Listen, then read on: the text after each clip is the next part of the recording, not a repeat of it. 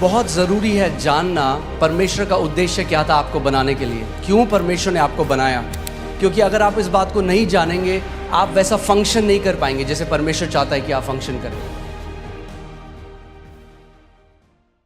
उत्पत्ति 1:26 पढ़ेंगे, इसमें लिखा है, फिर परमेश्वर ने कहा, हम मनुष्य को अपने स्वरूप के अनुसार अपनी समानता में बनाएं और वे समुद्र की मछलियों और आकाश के पक्षियों और घरेलू पशुओं और सारी पृथ्वी पर और सब रेंगने वाले जंतुओं पर जो पृथ्वी पर रेंगते हैं क्या करें? जोर से बोलिए, क्या करें? अधिकार करें। आमीन। जब परमेश्वर ने मनुष्य को बनाया सबसे पहले, तो अब परमेश्वर अपनी इंटेंशन को या अपने उद्देश्य को बोल रहा है कि मैं क्यों मनुष्य को बना रहा हूं। वो कह रहा है, और यहां पे जो परमेश्वर है वो प्लूरल है, यहां पे हम देखते हैं वो त्रिएक परमेश्वर, पिता, पुत्र और पवित्र आत्मा।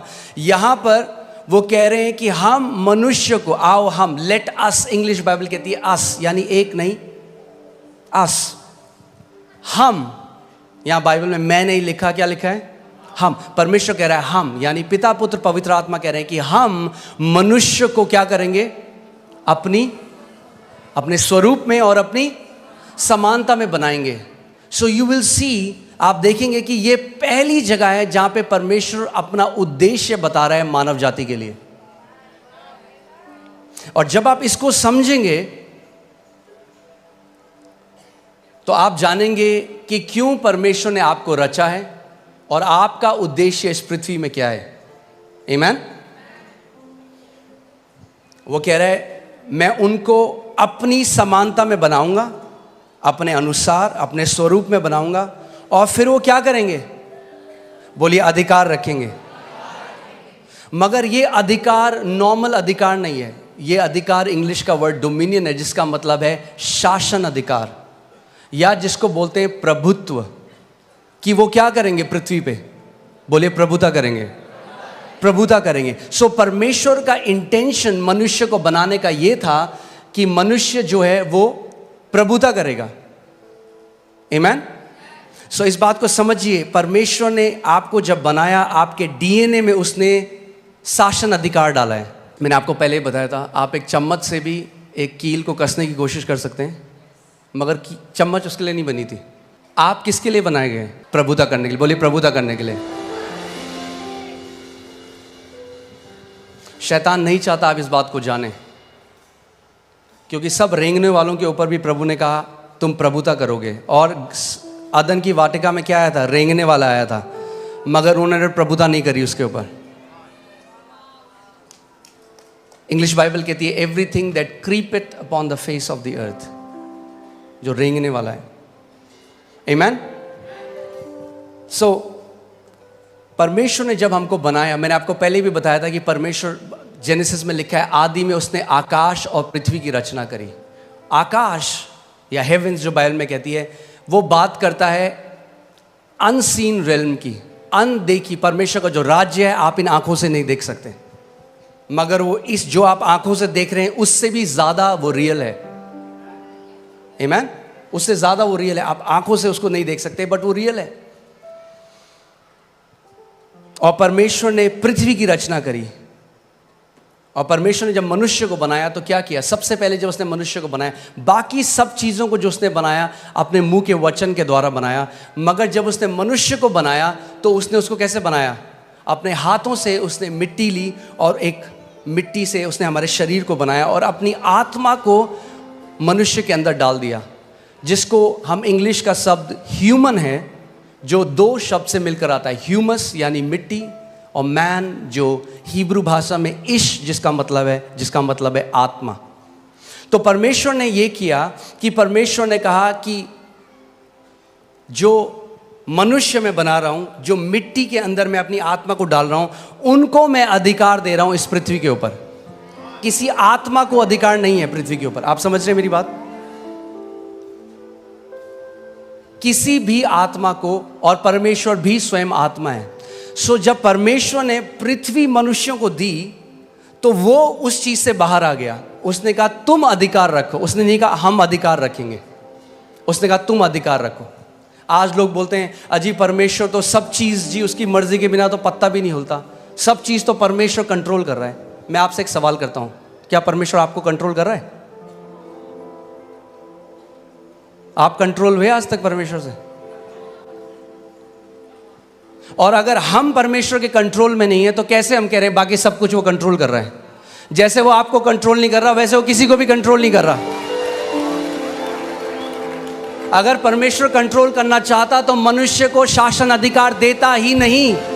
उसने शासन अधिकार इसीलिए दिया, उसने बोला तुम कंट्रोल करो पृथ्वी को, मैं तुम्हें अधिकार दे रहा हूं। आमीन। कहेंगे ये जानना क्यों जरूरी है? ये जानना बहुत जरूरी है। अगर ये आप नहीं जानेंगे, यद्यपि आप पुत्र हैं, एक दास की तरह जीवन को जिएंगे। जो मसीह यीशु ने हमारे लिए मिराज छोड़ी है, जो इतनी महान है, इतनी ग्रेट है, आप कभी उस तक पहुंच नहीं पाएंगे। आमीन। इसीलिए हमें जानना है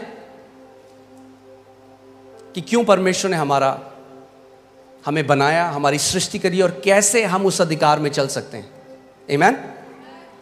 सो परमेश्वर ने आदम को बनाया, मगर सबसे पहले हमें देखना है कि आदम को परमेश्वर ने क्या बनाया था। सो लूका 3:38 जब आप पढ़ेंगे उसमें लिखा है इससे ये आया, इससे ये आया, इसने इसको पुत्र को जना, इसने इसको जना, और वह एनोश का, और वह शेत का, यानी एनोश शेत का, और वह आदम का, यानी शेत आदम का, और वह पढ़िए परमेश्वर का पुत्र था। तो आदम कौन था? आदम कौन था? परमेश्वर का पुत्र। परमेश्वर ने सबसे पहले मनुष्य को जब बनाया तो नौकर नहीं बनाया, पुत्र बनाया। और जब पुत्र बनाया तो पुत्र को अधिकार दिया शासन करने का, प्रभुता करने का, डोमिनियन करने का। आमीन। सो पहला आदम क्या था? पुत्र था। मैं चाहता हूं भजन संहिता 8 में चले जाएं। भजन संहिता 8 उसकी मैं 4 अध्याय से पढ़ूंगा, आप इसको ध्यान से सुनिएगा। तो फिर मनुष्य क्या है कि तू उसका स्मरण रखे, और आदमी क्या है कि तू उसकी सुधि ले, क्योंकि तूने उसको परमेश्वर से थोड़ा ही कम बनाया है। किसने बनाया मनुष्य को परमेश्वर से थोड़ा ही कम? परमेश्वर ने। लोग कहते हैं अच्छा तुम क्या समझ रहे हो अपने आप को? परमेश्वर के पुत्र जो उसने हमें बनाया है। अब कोई अगर आपको बोले अच्छा ये उनकी तरह बात कर रहा है, आपके पापा की तरह, कहना हाँ जी वो मेरे पापा हैं।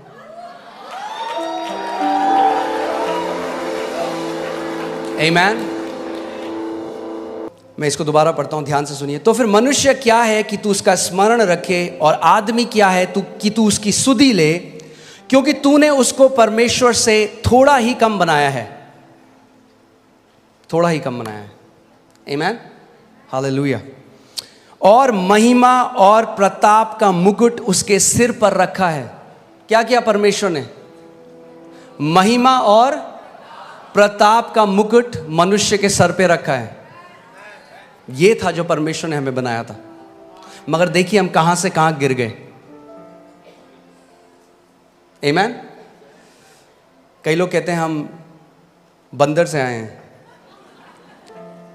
अब उनका मुझे नहीं पता, हम तो परमेश्वर से आए हैं। हम जू से नहीं, हम स्वर्ग से आए हैं। आमीन। हालेलुया। अब देखिए उसके बाद परमेश्वर ने क्या किया। तूने उसे अपने हाथों के कार्यों पर क्या दी है? क्या दी है? बाइबल कह रही है, ये मैंने नहीं लिखा, आपकी बाइबल में भी है कि परमेश्वर ने जब मनुष्य को बनाया तो उसको अपने कामों, अपने हाथों के कामों के ऊपर क्या दी है? प्रभुता दी है। परमेश्वर ने दी है। और ये जो शासन अधिकार था ये आदम ने खो दिया जब पाप बगीचे में आया, जब उसने परमेश्वर की आज्ञा को ना माना, जब उसने उस फल को खा लिया। और आदम के अंदर से जो वो डीएनए था रेन, रूल एंड रेन करने का, वो जो डीएनए था प्रभुता करने का, वो खत्म हो गया और वो एक दास की तरह जीने लग गया। और जब प्रभु यीशु मसीह आया तो जो पुत्र था, ध्यान से सुनिएगा, जो पुत्र था उसने पुत्र का अधिकार खो दिया। सुन रहे हैं आप? मगर जब प्रभु यीशु मसीह आया तो सबसे पहले उसने हमें क्या दिया जब हम यीशु को ग्रहण करते हैं? यूहन्ना 1:12 लगाइए और मैं चाहता हूं हम सब साथ मिलकर इसको पढ़ेंगे। रेडी हैं आप लोग? यूहन्ना 1:12 देखते हैं बाइबल क्या कहती है। परंतु जितनों ने उसे ग्रहण किया उसने उन्हें परमेश्वर की संतान होने का अधिकार वापस दे दिया।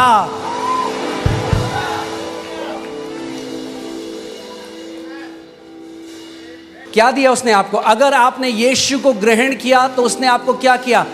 पुत्र का अधिकार दिया, यानी पुत्रों के लिए अधिकार है यीशु मसीह के नाम में। अगर आप पुत्र हैं तो आपके लिए अधिकार है,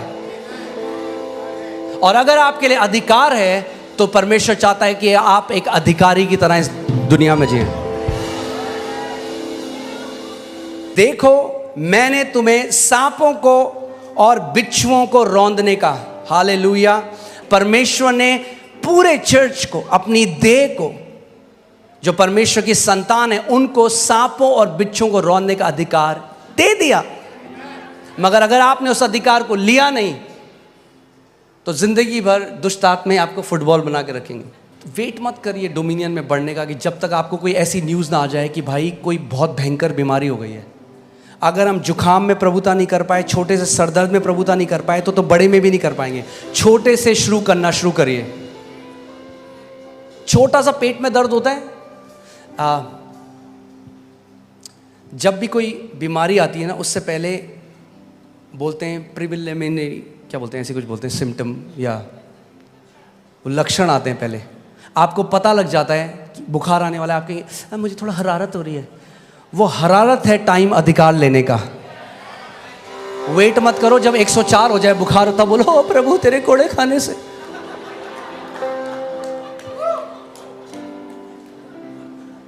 आपने देखा है कभी आपकी, फिर से वही उदाहरण दे रहा हूँ, आपके कपड़ों में कोई दाग लग गया या कोई इंक लग गई, उसी टाइम बहते पानी के नीचे डालिए, एकदम निकल जाएगा।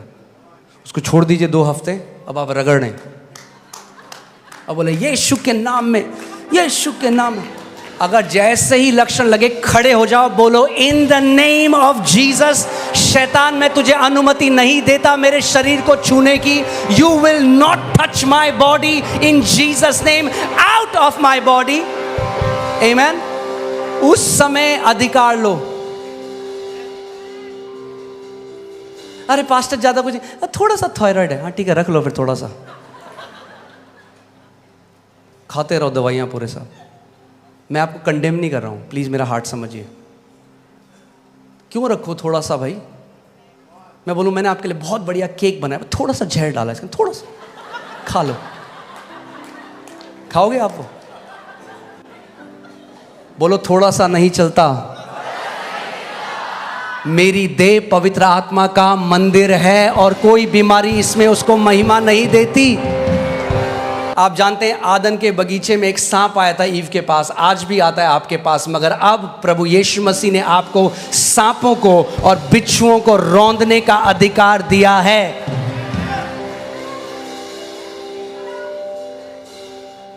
बोलो मेरे पास अधिकार है सांपों और बिच्छुओं को रौंदने का।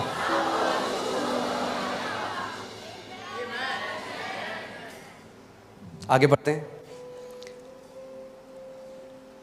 और शत्रु की सारी सामर्थ पर अधिकार दिया है।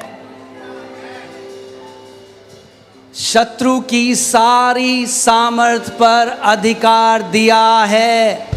फिर से बोलता हूं, शत्रु की सारी सामर्थ पर अधिकार दिया है। शत्रु की सारी सामर्थ पर अधिकार दिया है। शत्रु की सारी सामर्थ पर अधिकार दिया है। दूंगा नहीं, दिया है।